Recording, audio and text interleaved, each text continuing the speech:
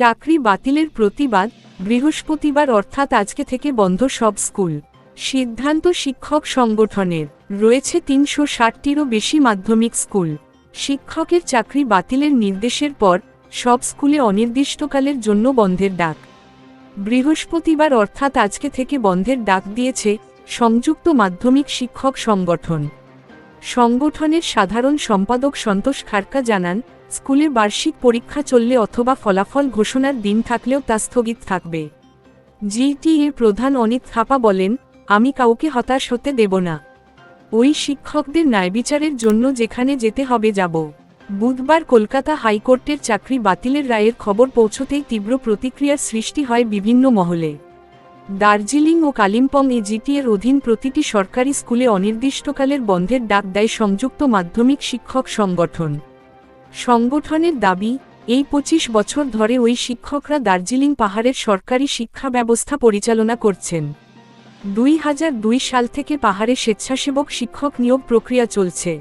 এটা শিক্ষকদের দোষ নয়, প্রশাসনিক ব্যবস্থার ত্রুটি। এজন্য তৎকালীন সরকার দায়ী, তাই শিক্ষকদের শাস্তি দেওয়া উচিত নয়।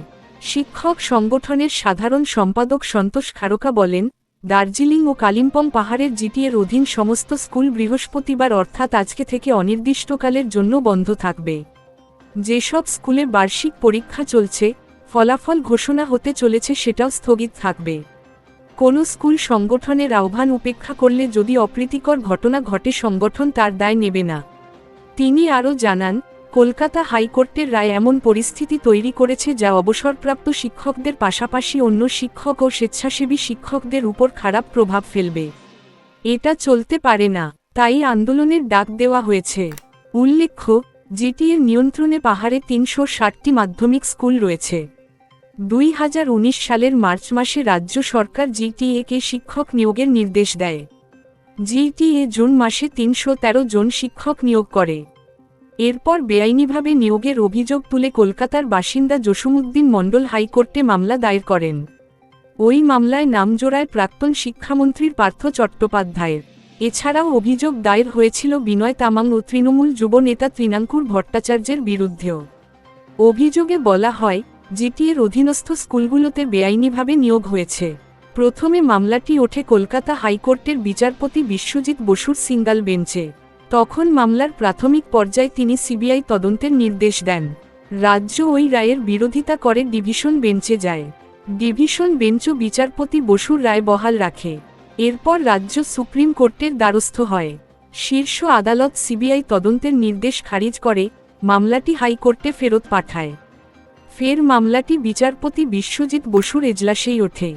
বুধবার নতুন করে সরকারি স্কুলে নিয়োগ দুর্নীতি মামলার রায় ৩১৩ জন শিক্ষকের চাকরি বাতিলের নির্দেশ দেন বিচারপতি বিশ্বজিৎ বসু। বিচারপতি বলেন, ওই শিক্ষকদের বেতন বন্ধ করা উচিত। যাদের শিক্ষাগত যোগ্যতা নিয়ে প্রশ্ন, তাদের ভার রাজ্য কেন বহন করবে? এদের শিক্ষাগত যোগ্যতা কি? তারপর ৩১৩ জনের চাকরি বাতিলের রায় দেন তিনি। চাকরি বাতিলের সঙ্গে সিআইডি তদন্তের নির্দেশ দিয়েছেন বিচারপতি।